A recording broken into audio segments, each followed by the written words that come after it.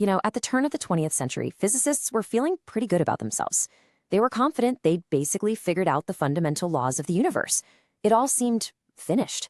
But there was this one nagging, stubborn problem, a glitch in the system that just refused to go away.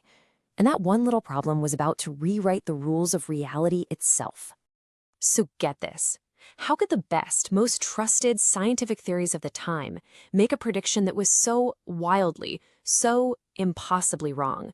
A prediction that said any hot object, from a glowing poker to a star, should be blasting out an infinite amount of energy.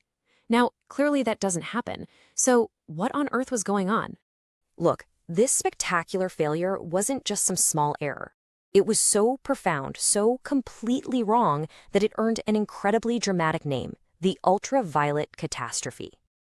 It was literally the breaking point where the trusted, centuries-old laws of classical physics just shattered when faced with a simple observation of the real world. To put it simply, the ultraviolet catastrophe was this shocking, head-on collision between the predictions of classical physics and what we could actually measure from hot objects. The theory said one thing, reality showed something completely different, and the gap between them wasn't just big, it was infinite. So what were these scientists even studying that caused such a massive crisis? Well, it all comes down to something called blackbody radiation. And it sounds complex, but I promise it's not. It's just the light and heat, the electromagnetic radiation that anything gives off when it gets hot. Think of the heating element on a stove turning bright red, or just the light from a star. That's the phenomenon they were trying to explain.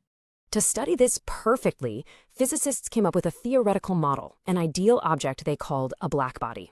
It's an object that absorbs absolutely all energy that hits it and then emits a spectrum of energy that depends only on its temperature. It's the perfect, simplified case for understanding how things glow when they're hot, and it allowed them to test their theories with incredible precision. And here is exactly where it all went so wrong.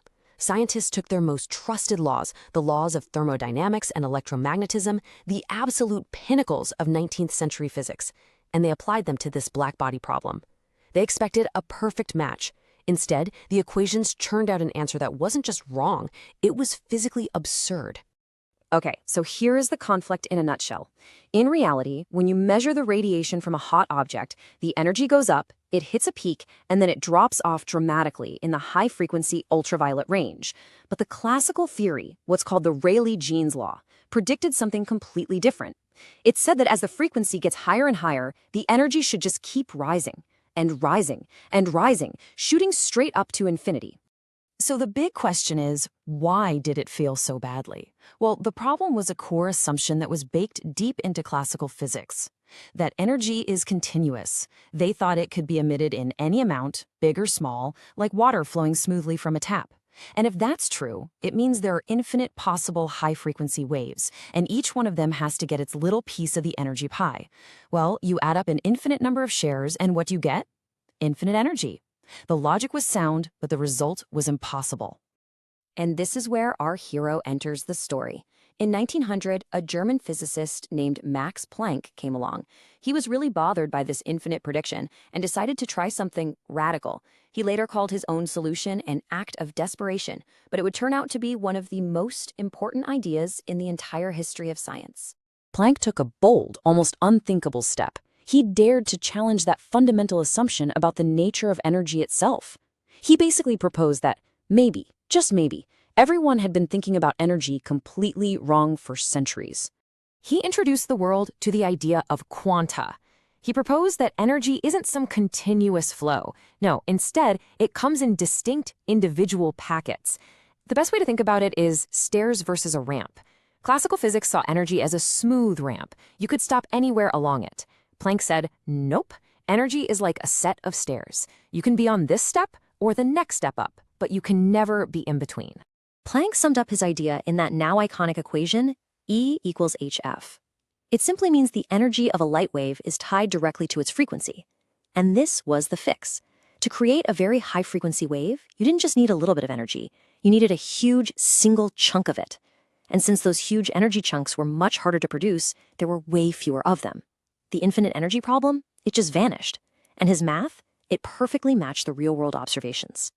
What's amazing is that Planck thought he had just found a clever mathematical trick to solve one specific annoying problem. But he'd done so much more. By quantizing energy, he had unknowingly kicked open the door to a strange and revolutionary new way of looking at the universe. He had laid the first stone for what would become quantum mechanics.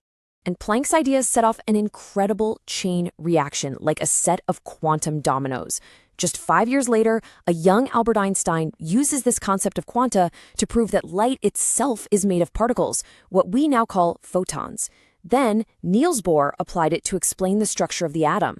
And by the 1920s, these ideas had blossomed into the full, mind-bending theory of quantum mechanics. So why does a physics problem from over 120 years ago matter to you? Well, because the solution literally powers the modern world.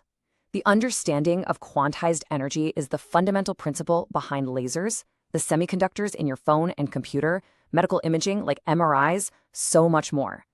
All of this technology exists because scientists had to solve the puzzle of why a hot oven doesn't just explode with infinite energy. So in the end, the ultraviolet catastrophe wasn't really a failure of science. It was actually one of its greatest successes. It was the moment where nature itself showed us that our existing theories were incomplete. It was that crucial, necessary crack in the old foundation that forced us to look deeper and discover the bizarre and wonderful quantum reality that was hiding underneath all along. Which leaves us with a pretty fascinating thought, doesn't it? Science advances by finding the edges of our understanding and pushing past them. The ultraviolet catastrophe showed that even the most trusted laws can break when you test them in new ways. So, what are the catastrophes of today's physics?